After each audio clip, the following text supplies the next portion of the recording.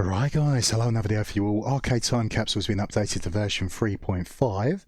Got another level, another floor to explore, more of these arcade cabinets to enjoy in PCVR, which is very exciting. Now, what you see on the screen at the moment is what I put on YouTube a little while ago when I was just doing some very quick testing. Games I knew might be a problem, wouldn't work. I wanted to beeline to that cabinet to test them out and have a little bits and pieces in the software.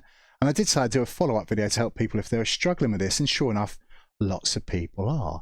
Now, to be honest with you, this isn't really rocket surgery. It's not difficult, but obviously it's easy when you know how. And some people will be very new to this. They won't know what MAME is, multiple arcade machine emulator. They have no idea about ROM sets. Some people do have a little bit of experience with RetroArch and MAME, and yet they're still struggling to get this update done. Now, it's going to be quite a long video. There's quite a lot to talk about, but because I'm on my YouTube channel, I'm not restricted by the same rules that are on the Discord server. So there's lots of things people want to know about MAME, which we can't talk about there, which makes it even harder for them to get it set up.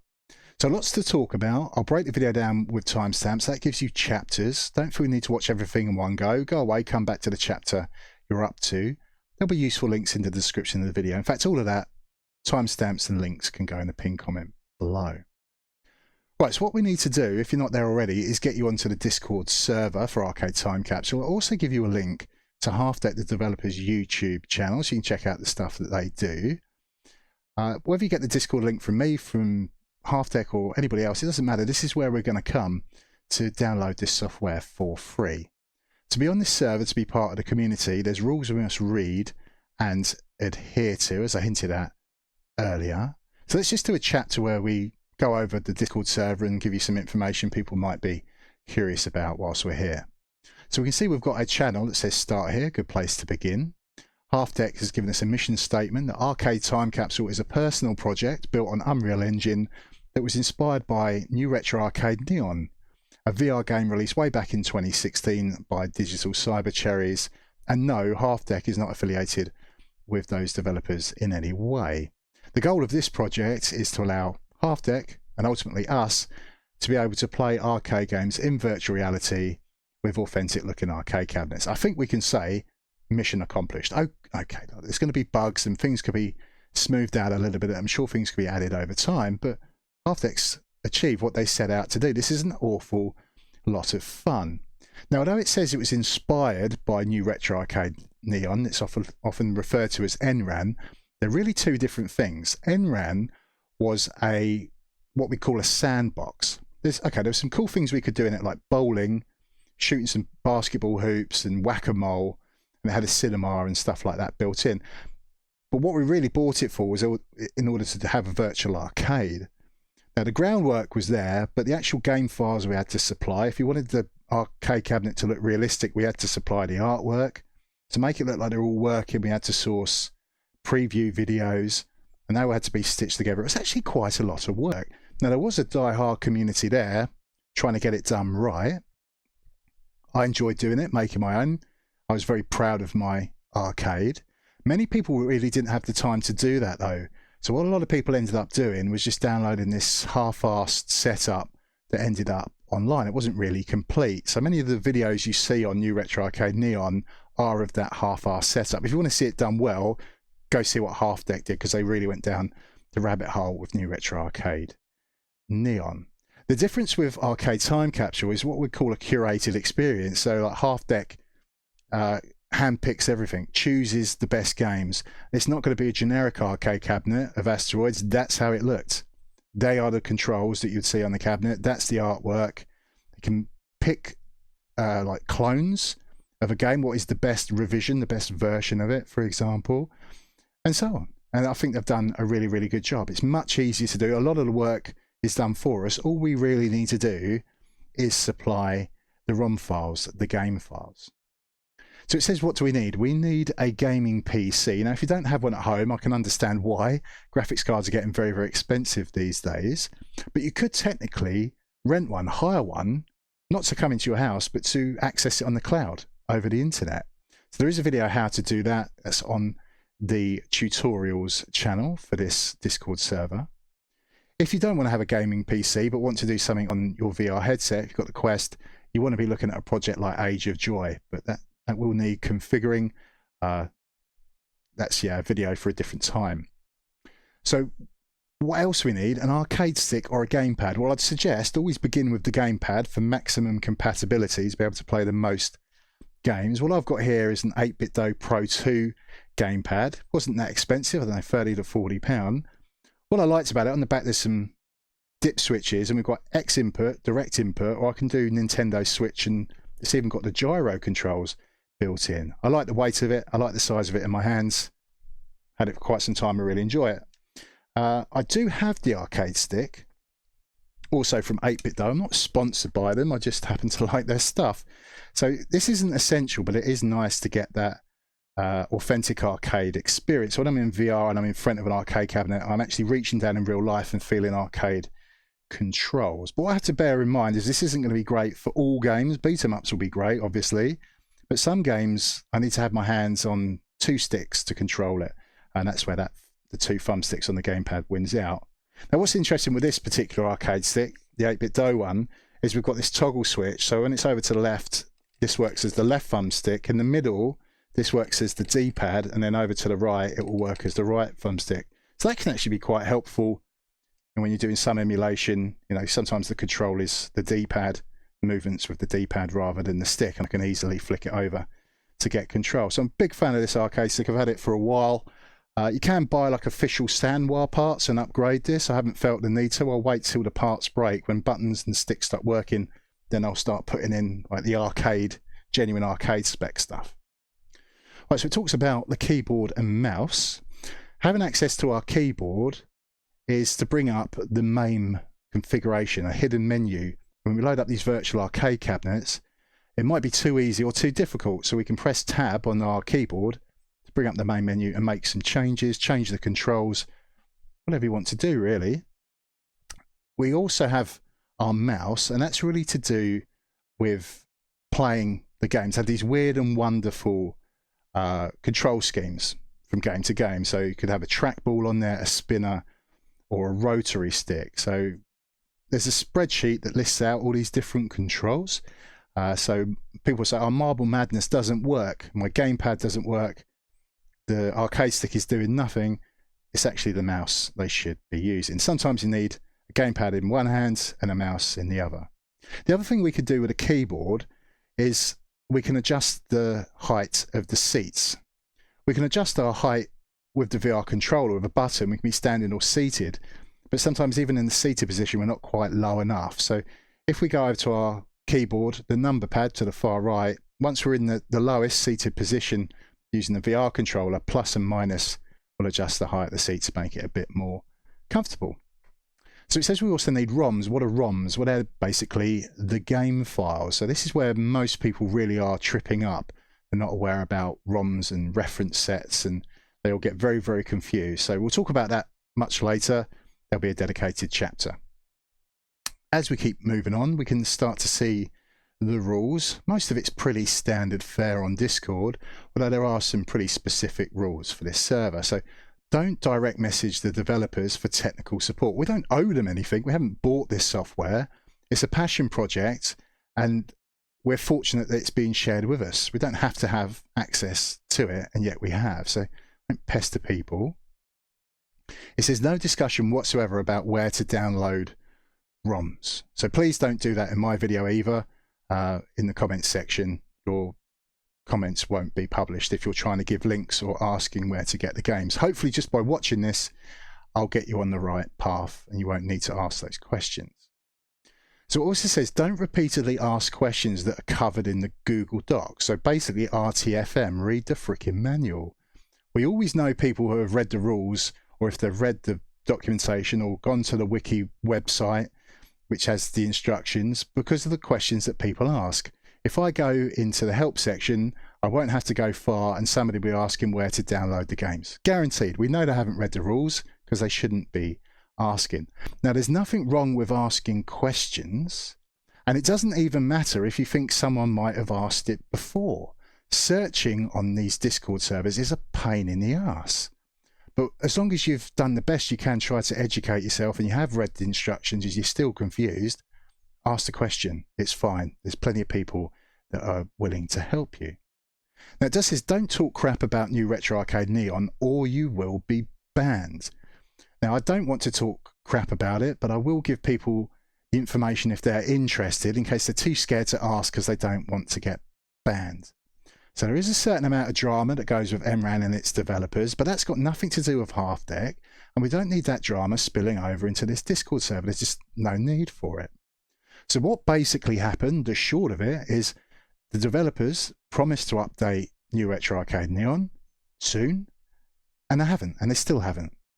We could take it a little bit further, because some people are very cross with the developers and call them liars, and they did actually admit that they made out that they are a bigger studio than they actually were, and they apologised for that and said, yeah, we're a small team, some people have left, we want to go off and do another game called Hypercharge, I think that's what it was called, and when we're done with that, we promise to come back to New Retro Arcade Neon and update it. Well, that was years ago now, and it still hasn't been updated. Now, what's worse is that it's still for sale on the Steam store and it's not being actively developed. Now the problem is that the nature of the beast, because it is a sandbox, you can easily lose track of time, blow past those 2 hours, you've got leeway for a refund, and then realise, oh, my controllers aren't working properly, or this isn't right, that isn't right, and it's never going to get fixed. So go now, check the Steam reviews for New Retro Arcade Neon, and I think you'll find they are mostly negative, the recent reviews, because it's just nothing's going to get fixed. So yes, I bought it way back when with my own money. I enjoyed setting it up. I am equally disappointed that it's no longer being actively developed, because it was incredibly cool, but it has inspired all of these other alternatives, and many of them are free, and I've let it go. I've moved on with my life, and I want to be part of these communities and be, you know, doing something positive, not being bitter and just harping on about NRAN all of the time. Right, so now you know why, and we don't need to talk about it anymore, and nobody needs to get banned. Right, so we've got the list of the channels, their names, what they're for, which is helpful. Half Deck also goes on to do comparisons with the other projects out there. So there's New Retro Arcade Neon. You can say the pros, why Arcade Time Capsule is better, and in some ways how New Retro Arcade Neon was actually better than his software. So that's actually pretty fair, isn't it, to say the pros and the cons rather than just say, oh, Arcade Time Capsule is better. But as we've said, this isn't being actively developed anymore, so it's probably not a good idea to spend any money on New Retro Arcade Neon, but I leave that entirely up to you. Half Deck also points out EmuVR. Now, to be fair, this should probably be updated to get it a bit more up to date. I absolutely love EmuVR. I've been using it for a very, very long time, and we've had really exciting developments with it reasonably recently. So I know we want to talk about Arcade Time Capsule, but let's just go to the EmuVR Discord. So it started out as us having our own like virtual bedroom. So it's very different from NRAN, because that was an arcade, and now we're going to have a virtual bedroom. So we focused on having retro consoles, and we'd have our big CRT TV and sort out VHS tapes to play movies. Once we started to get this user-generated content, things have gone insane. We're getting far more 3D models for retro consoles than we had before. We're starting to get retro computers like the Commodore Amiga I loved as a kid. We're getting toys, like working lightsabers, loads of insane stuff. I've got the Transformers toys. They convert, they transform and make the noise. Optimus Prime goes from a lorry, a truck, converts into the robot and says roll out and stuff like this. It's absolutely crazy, the stuff people are doing. This whole community, it's insane. But it's gone even further still, in that we can do even more modded versions of it and move out of our bedroom and start having custom spaces. So now we're actually getting EmuVRs doing arcades. We've got a big arcade warehouse. People are building up these arcade cabinets. So you see like Star Wars Battlefront, Battle Pod is there. That's reasonably recent arcade. And we've now broken free from using RetroArch. That has been the geek black magic that's worked behind NRAN, Arcade Time Capsule, and even EmuVR. RetroArch has these cores that lets it emulate different systems. But if a system doesn't have a core, you're out of luck. So you couldn't play Star Wars Battle Pod because you need Technoparrot, different emulator, a standalone arcade loader for that to work. But we're now moved into having window capture. So we've got this modelled cabinet for Star Wars Battle Pod. We move up to it in EmuVR. As we start it, there's a batch file which tells our PC, I want you to open up Technoparrot and load Star Wars Battle Pod that's installed. And as that starts and the window comes up, that gets captured and injected into EmuVR. So in our VR headset, that arcade cabinet comes to life. It's insane. So we can emulate some pretty awesome systems with some standalone emulators. So let's just go back over to YouTube so I can show this guy GT Computers.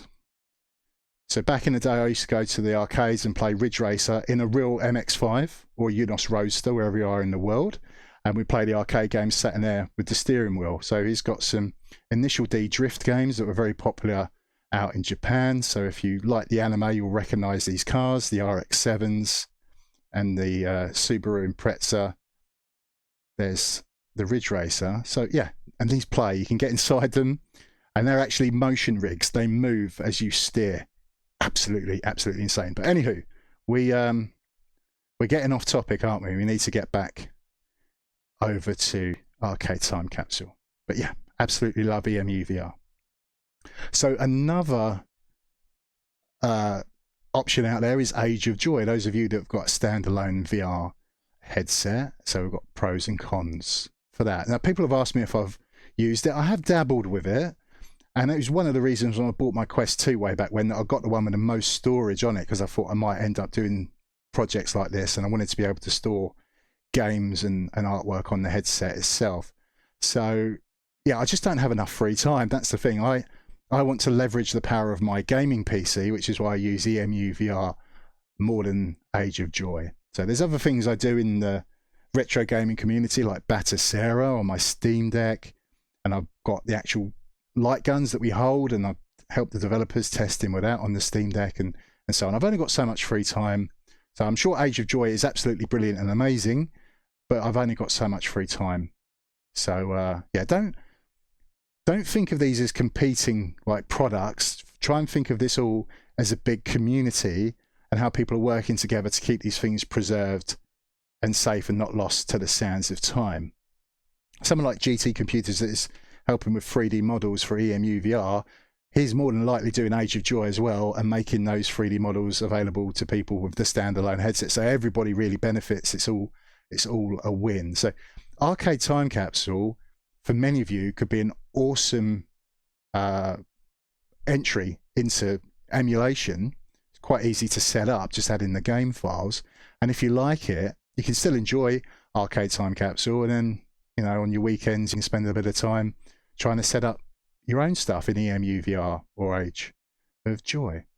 Right, so let's move on to the announcements channel. That's how I knew the update was coming. It was announced a little bit after Christmas. I got very excited when I heard it was coming, and I wondered what might be. I was hoping we might get light gun games added in like it was on NRAN and EmuVR, but sadly not. But never mind, it's okay. It's still nice to see more stuff being done with the software. We've got the game section, so we've got the download channel. Whether you're new to it or you're trying to update, this is where we want to come to get the latest zip file. As we scroll down, we can see there's this MAMEVR, the ROM checker, which is new software. This was brought just before the update, and the idea was that we could test our ROM sets, our game files, before the update to make sure they played, because we're introducing this other 2014 core in RetroArch. Now, ironically, although it says it's supposed to save us some pain and suffering, when it first came out, it did waste a lot of my time because it didn't work quite right. But it's now version 1.4. It should be in a much better state. We'll show you how this works later in the video. There's a hyperlink to click to get the download. There's a hyperlink for the instructions. So let me just click on that, get it into my browser for later. We scroll down, we get to the section all about version 3. So we've got our download link, the Google Drive. So if you've got a Google account, make sure you're logged in. That can help you with the download.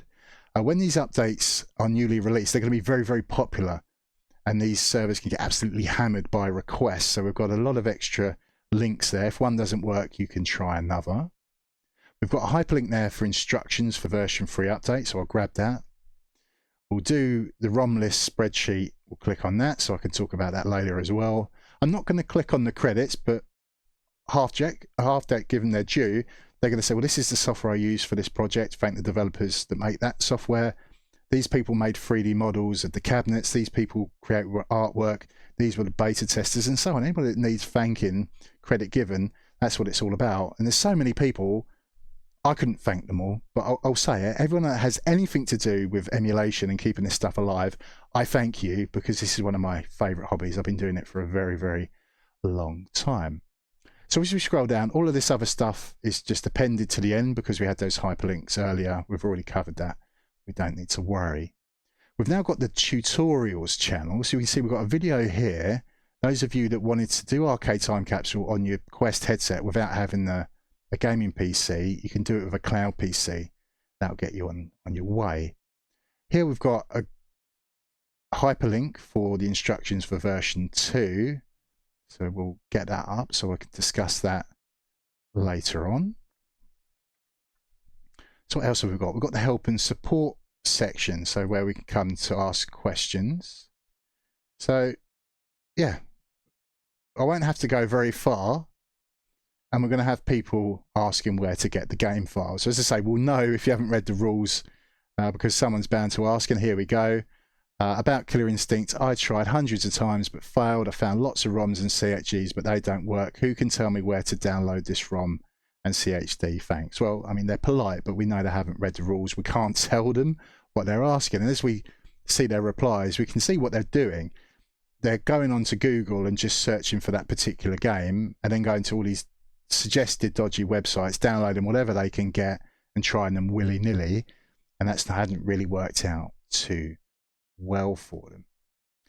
So we've got somebody else that's asked a question. They said, okay, so the MAME 2010 reference set I know is 0.139, that's correct, or we could use 0.139U1, which is a set of game files meant for a different emulator called MAMEVR.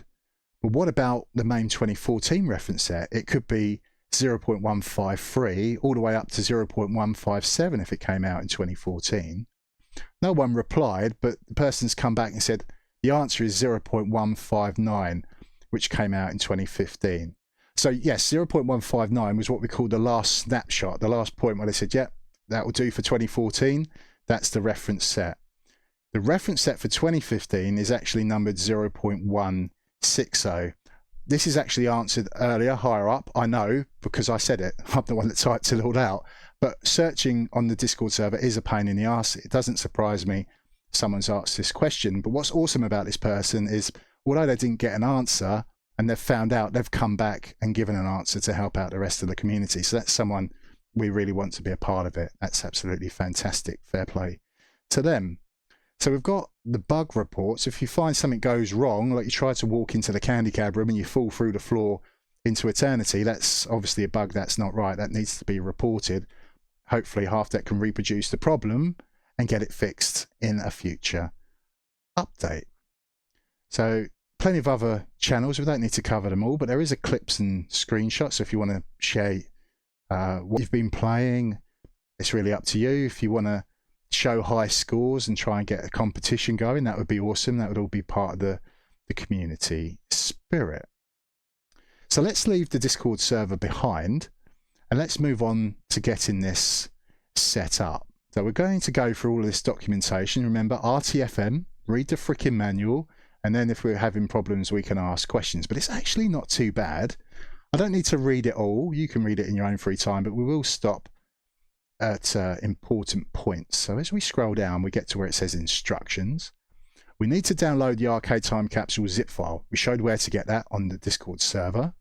We need to extract that zip file out, so use WinRAR, Power Archive, or whatever you want to use, which will give you the folder from the zip file. It says if you do have a previous installation of Arcade Time Capsule, you might want to back up your high scores and the save files because they could be overwritten. So it tells us where they are so we can make backups. As we unzip the file, we need to make sure that there's no spaces in the path, otherwise we're going to have problems and it won't work. So that's pretty simple.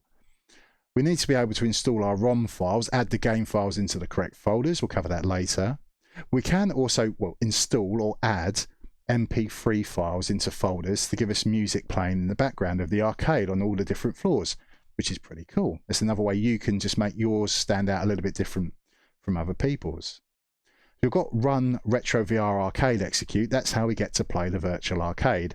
I've right-clicked on it, pinned it to my start menu, and the reason I've done that is when I've got my Quest headset on, I choose to use the virtual desktop software so I can do everything wirelessly, and I see my monitor in VR, and I can use the VR controllers as a mouse, easily bring up the start menu to click on these things, and I can start Retro VR Arcade, or I can do EmuVR, whatever I fancy doing in the headset that day. So as we scroll down, we've got chat about the controllers and controller instructions and input mappings, what buttons are going to do what on the sticks, performance tips. So the minimum requirement specs for running it.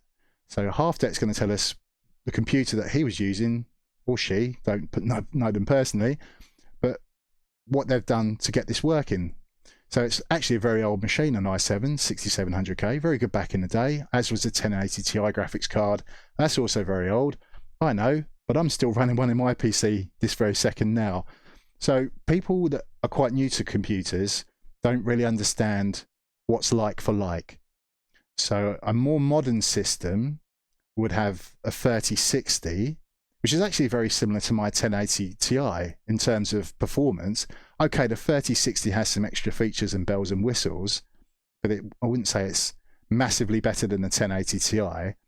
So I wouldn't buy a 3060 because for me that would be a side grade. It's not really an improvement. It's just roughly the same performance with some extra bits and pieces. So as you own your equipment, you'll start to learn this over time. So you're going to see reviews coming out on YouTube for the 5000 series NVIDIA graphics cards, and then you'll have channels like Hardware Unboxed, and they bring up the graphs and the spreadsheets so you can see, oh, there's the 2060, there's the 3060, there's the 4060, and how it compares across all these generations, the performance.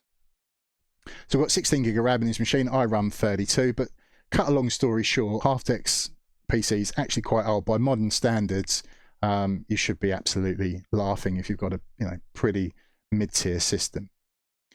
So music installation, there are no music files included in the game download, but we can add our own MP3 files, and it shows where those folders are. So what Halfdeck suggests is that this arcade has multiple levels, and each level has a couple of years associated with it, and to put music from those years into those folders. Well, I don't do that. I've chosen to do things a little bit differently.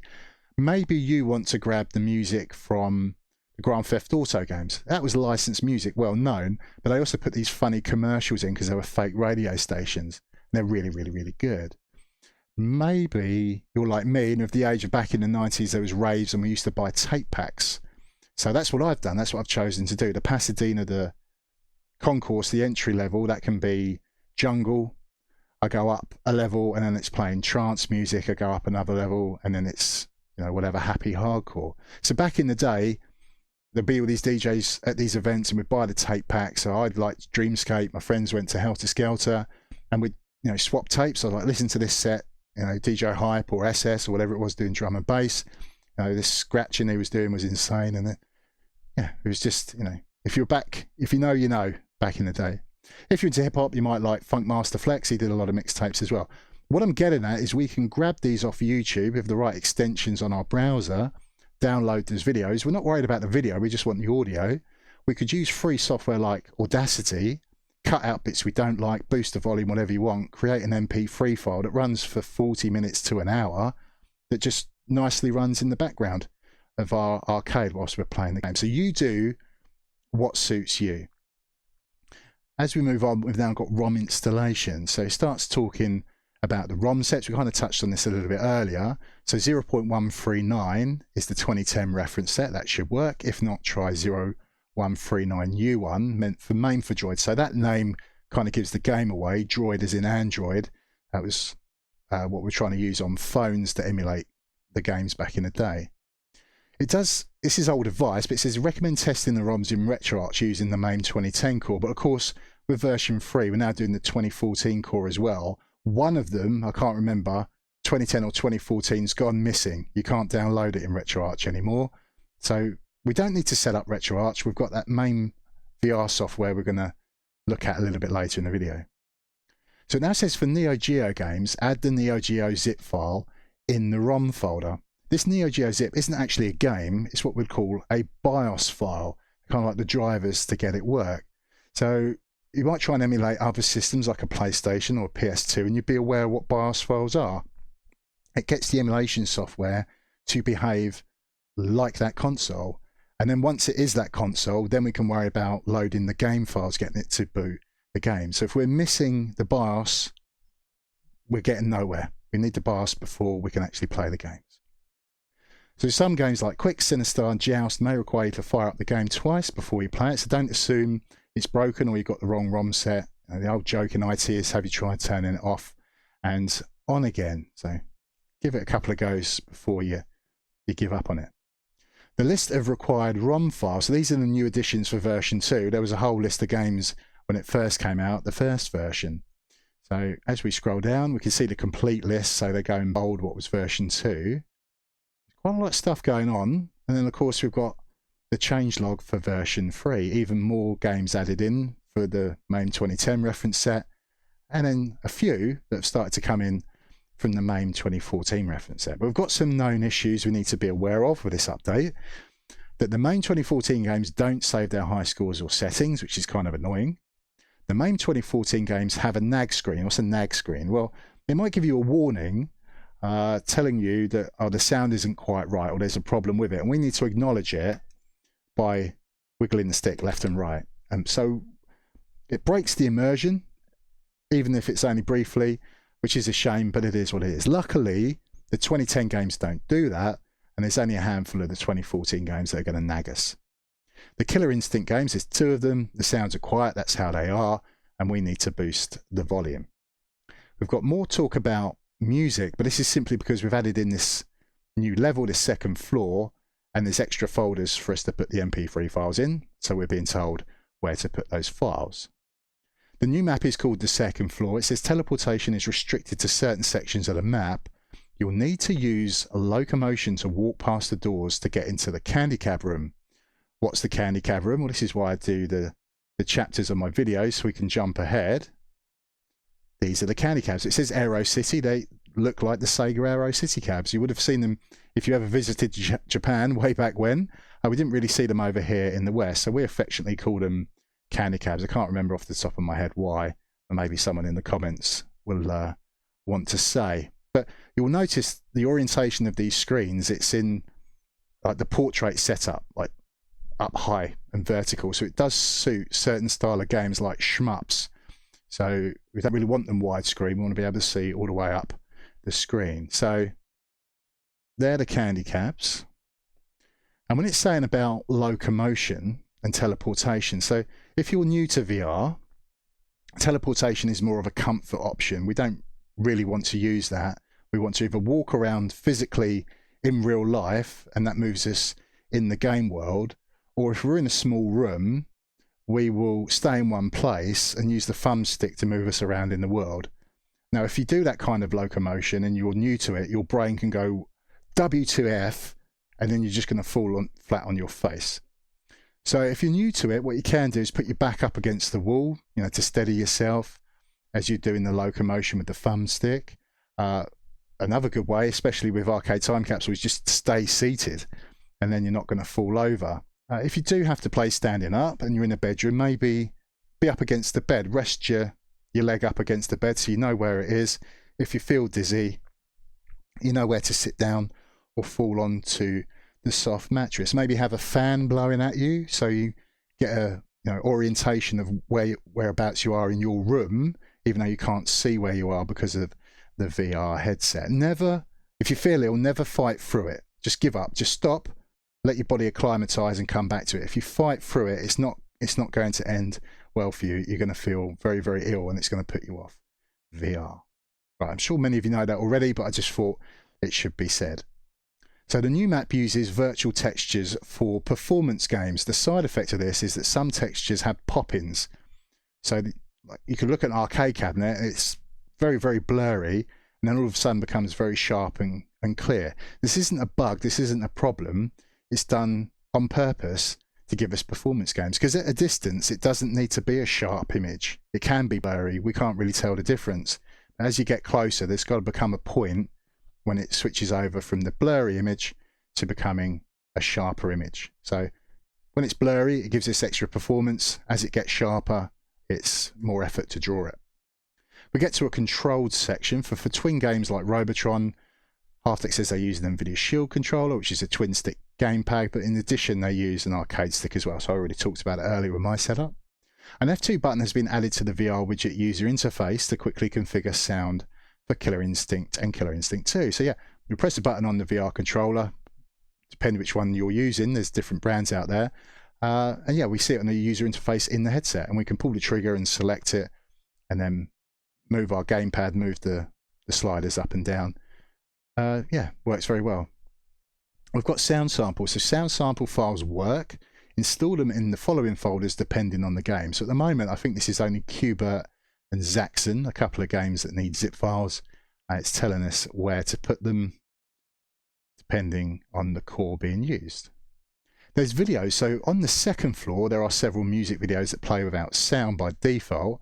While some videos are included in the release, they may be removed later. It's basically due to copyright. I'm sure one of them is from a Guns N' Roses music video. Although there's no sound, it's still a video, and Guns N' Roses might say, please take that off, that's not yours.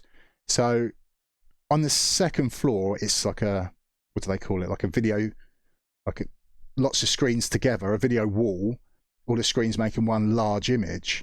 On the Pasadena, like the concourse level of the arcade, the ground floor, there's a little TV playing an episode of The Fall Guy. We can change these if we want to, and there's instructions there to do that. I'm not going to cover it in this video. I don't think too many people will be that bothered, but yeah, Blink is what's used in games, so it won't be software that people necessarily have a lot of experience with. So we've got ROMs, more talk of game files. See the Arcade Time Capsule 3.0 games list. This list currently only includes the new games added in. Refer to 2.0 documentation for the list of pre-existing games. Well, we've just done that.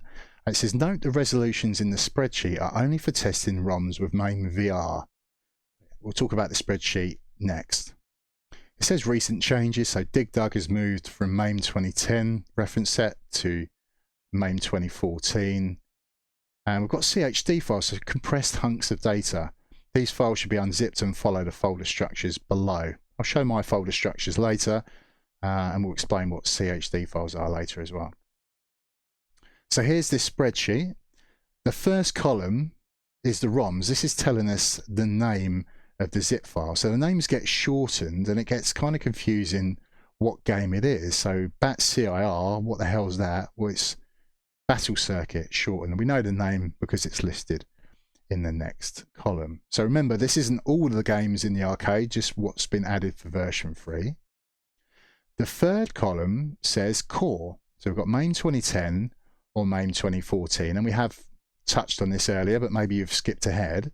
So the magic that works in the background of this software Arcade Time Capsule is called RetroArch, and RetroArch has cores. These cores are what enable us to emulate different systems, whether it's a Nintendo 64 or PlayStation or these arcade cabinets. So we've got a MAME 2010 core for a certain version of MAME, and there's ROM sets, collections of these game files that are meant to go with certain versions of MAME. So that's why we have a 2010 reference set, we have a 2014 reference set to go with these cores.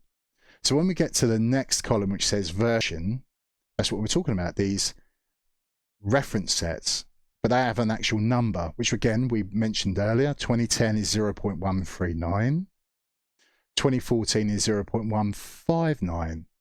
But what we've found is that 0.159 today is very difficult to find to download. We can actually find 2015 reference set 0.1.60 very easily, and luckily for us, not much changed between those sets. They're so close together. 159, 160. So only a handful of games may be changed.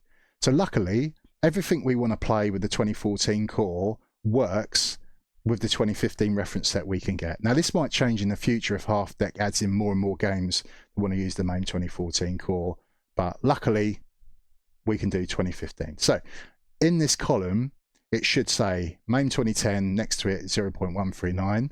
2014, it could say 0.157 and 0.158 and 0.159 and 0.160 and so on. So Half-Deck said themselves, oh, I've tested with the MAME 2014 core with my game files, but I had no idea what ROM set they're from. They work, but I don't know what ROM set. So it's really left down to us to make sure that we get a working set.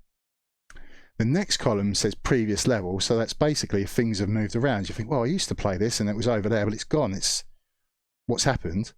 Well, we're being told where things have been moved to, what previous level it was on. The next column is about the resolution. Now, we only need to know this if we're going to do the testing with MAMEVR to make sure our game files work. We'll show that later. The next column says notes. So Indiana Jones, previously it was using the MAME 2010 core. So we've moved over now to using the MAME 2014 core. We need to use a different reference set. If you can't read everything that is in that cell, that block, once we've clicked on it, it is actually written across the top there. Makes it easier to read.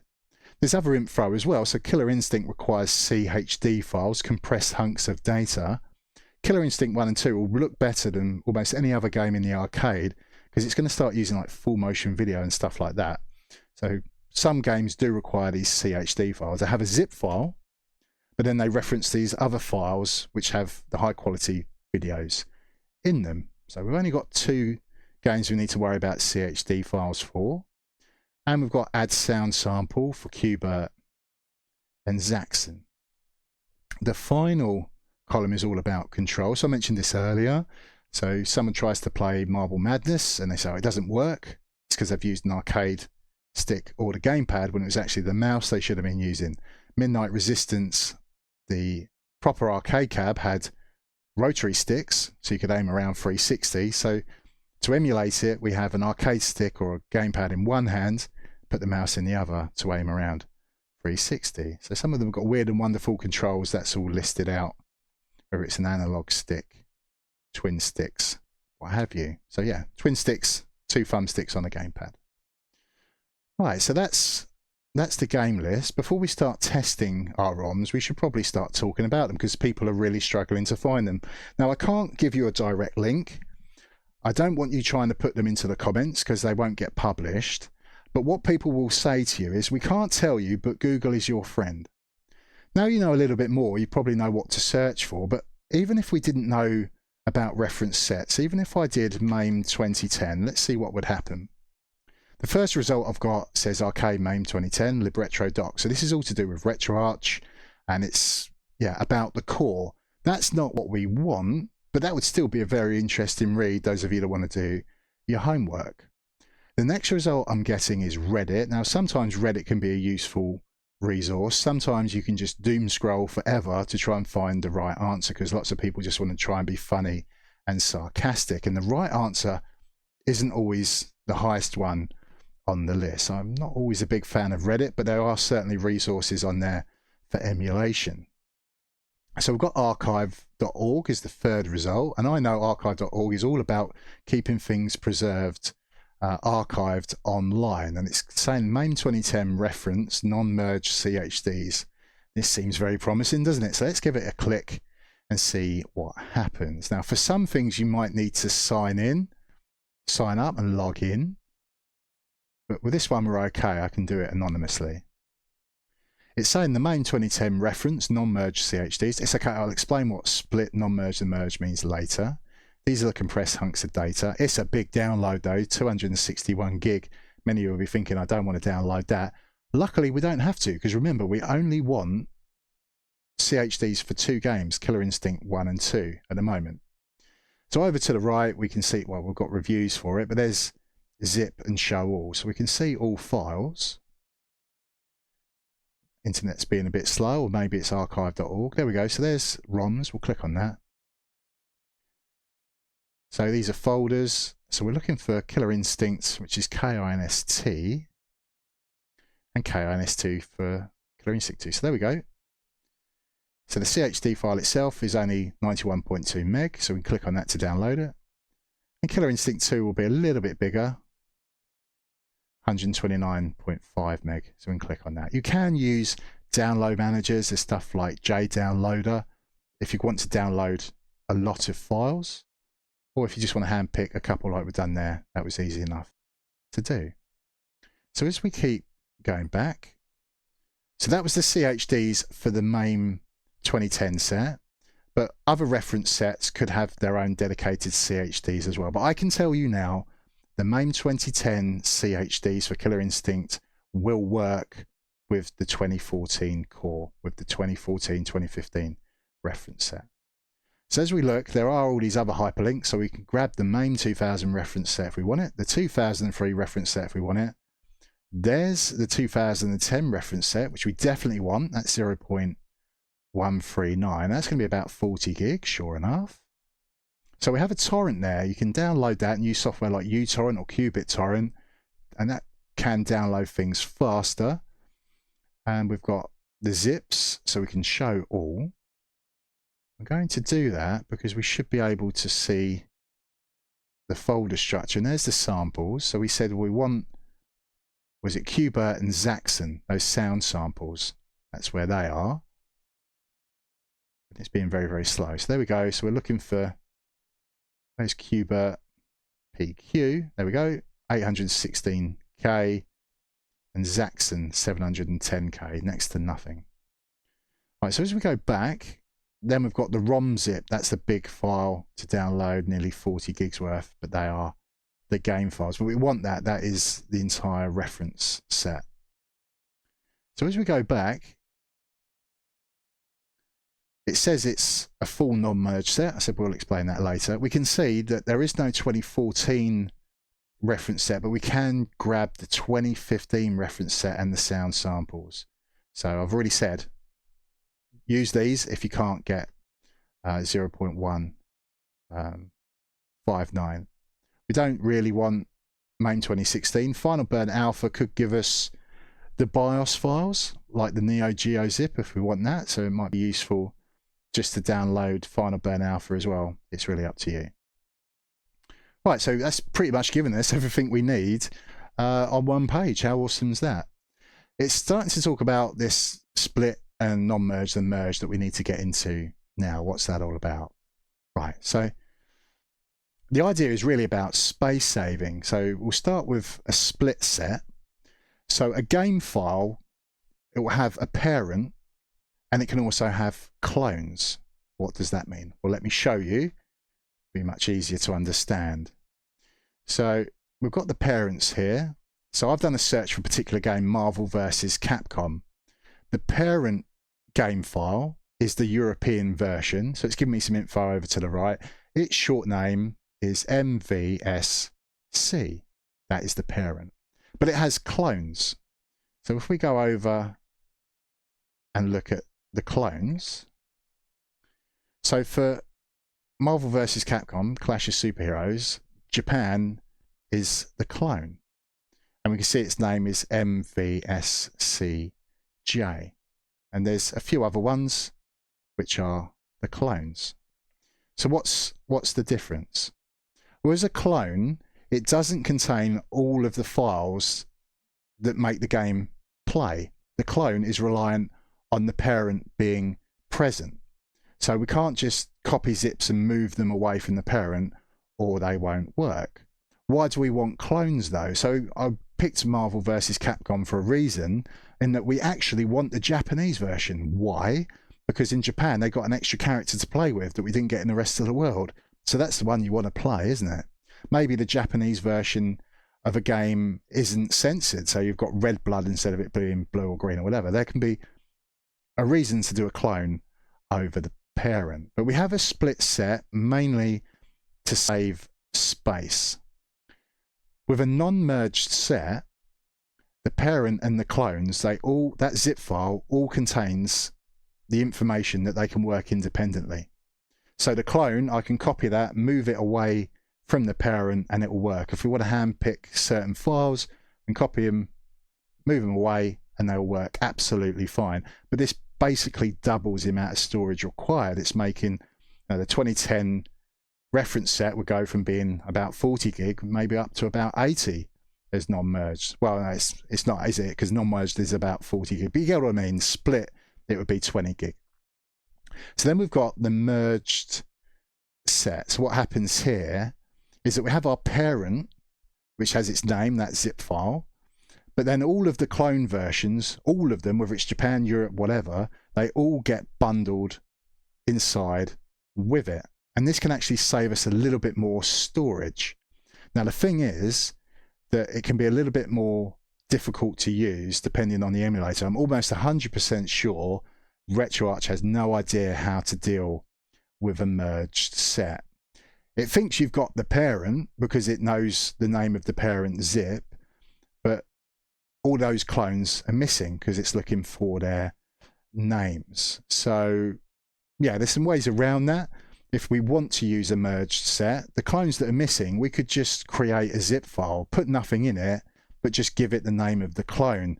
So for Marvel vs. Capcom, we know it's mvscj.zip, and that'd be like 1 kilobyte in size. So there's ways of working around it. You can convert a merged set to become a split set. There'll be videos you can watch about that on YouTube. So I did the 2.73 set, which is quite recent, changed it from merged to split, but that took my computer a good hour and a half to do that conversion. Took a fair while. So let's go into my folder structure so you can have a look. Where's MAME? There's 273 split, so it tells me that's 79.3 gigabytes, which I created from the merged set, which was 76.5. So you see, it's not really saving me that much space, and that merged set isn't going to be as useful in RetroArch and some of the things I'm trying to use. So I'm not too bothered about having that merged set anymore. It's not really saving me a lot of space. I'll stick with split. And there's the MAME 2010 non-merged, where everything in here, I can copy it out individually. I know they're going to work. That's 40 gigs worth of space. So I know it's kind of confusing. Hopefully it's helped you out. I will link this so you can read this all out yourself. Hopefully I've explained it well enough so we can move on to actually testing some games.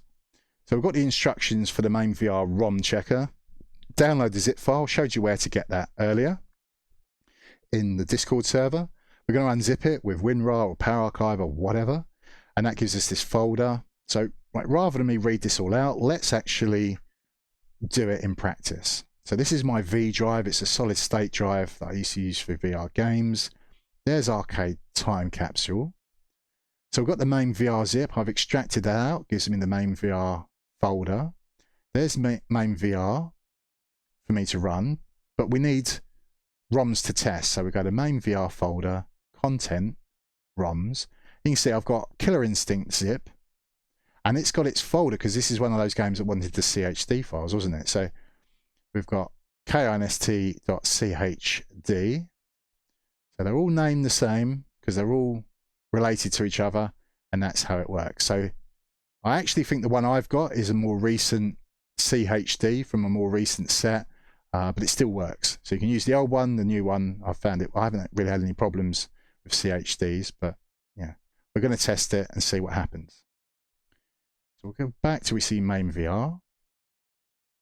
Now remember we had that spreadsheet, and the spreadsheet told me the name, and we've got KINST, and we have to do zip, and we know from the spreadsheet that this game wants to use the MAME 2014 core, and we know the resolution, if I remember right, was 320 by 240. Punch that in, and now we can click launch. I can press the T key to get rid of the overlay. It's loaded. If we crash, we've got a problem with our zip file, or maybe your CHD file isn't correct or it's missing or whatever. This is that nag screen we were on about. So it says type OK or move the joystick left and right. I can actually do that on the keyboard, just left and right with the arrow keys. It's giving me a bit more information about Killer Instinct. It's loaded, it's worked. So to quit, I can just do Alt and F4. We're going to get an error message, but I'm expecting that because I've force closed it. So there's the instructions if you want to read them. As it says, this is a quick and dirty tool. There's no frills to it, no fancy way to exit the app. Alt and tab out of it to kill the window. I do it with Alt and F4. So yeah, there you go. That's how you can test your ROM files without having to put the VR headset and load up Arcade Time Capsule. So let's just finish off with my folder structure to help people a little bit more. So this, as I said, is my V drive. This is a solid state drive. They're fast, but they can be quite expensive and not getting as much storage as if I bought a mechanical drive. So here's the RetroVR Arcade. So I can go content, movies, music, single. So these are all the folders these years, and we know which ones for which floor, and this is where we're going to copy our MP3 files into. So I don't put too many in because it will hurt performance. As I say, I'll just put one on each folder, and each MP3 could be like 40 minutes to an hour long. So we go back, back, back, and there's ROMs. This is where we need to put these files. So we see I've got KINST folder, a KINST2 folder. They're the CHDs for Killer Instinct. But some of you might be getting confused because you're seeing all of these zip files, but it says the type is a symlink and the size is 0 kilobytes. Well, if it's 0, it can't be there. How does that work? Well, I've already done a video on this. I'll link it to help people with EmuVR, but these are symbolic links. Why do we do it? It's an advanced shortcut. It's so advanced it actually will trick any software into thinking that those zip files are actually there, that it's not a shortcut. And I haven't wasted 40 gig of storage on my SSD. I've linked them from another drive, from a mechanical drive. So I've got my F drive here. So we did have a look at it a little earlier. So there's MAME 2010. All of this lot I can do Control and A, right click, show more options, pick a link source because of the software that I've installed, thanks to that video I've already linked. We can come over here to the RetroVR Arcade Content ROMs folder, right click, I might be hidden behind my face, but we've got show more options and then drop symbolic link. So all of those shortcuts get created. So what's awesome about this is that if Halfdeck says, oh, I'm going to put some more 2010 games in with a version 4 update, if and when that comes, I'm already good to go. They're already there waiting. Who's got time to be hand picking, you know, what games are required out of here? It takes far too long. There's a lot of MAME 2010 games. What I have had to do is go through the 2014 reference set and copy those in here. Sometimes I'm having to overwrite a file. And sometimes games are new and they've been added in. They weren't in the MAME 2010 set, but they finally got working by MAME 2014 and so on. So yeah, that's how I like to do it. We did mention about the merged set. So there's merged, and this is these will all be the parents. There'll be none of the names correspond to clones. So if we wanted to keep this, and I could go new, compress zip, and then I could call it, so what were we doing? Marvel versus Capcom, and then it was J at the end for the Japanese version clone.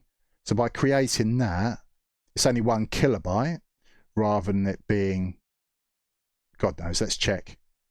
Let's delete that. So, well, I've created the split set, Marvel versus Capcom J, should be 859 kilobytes. Okay, it's not a massive saving, but you get my point. By having a fake zip file, as long as it's found, there's not a lot of files in this zip file anyway. Most of them are in the parent, which is this one. See, this has got a lot more files, and it just needs those extra ones to become the Jap version.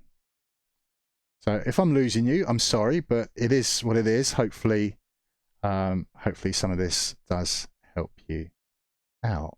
So I don't think there's anything else we really need to cover. There, your ROM sets. Oh, so I don't know if I mentioned, but yes, it's difficult to find the 2014 ROM set, but you can create it yourself. You can build it manually. But this is, again, I'm not going to cover it in this video. We've probably nearly gone for an hour already. You can Google it, go on YouTube. There's software out there that lets you upgrade and downgrade your ROM sets based off DAT files and XML files. So that's something you can do a little bit of homework with. But as I said, if you can get the 2015 reference set as now, you're golden. You shouldn't have to rebuild the 2014 reference set that's so hard to find. Right, so let's leave it there. I've had enough talking. Have a great day, have a great evening, whatever it is you choose to do after watching this. And as always, I will see you when I see you next. Ciao for now.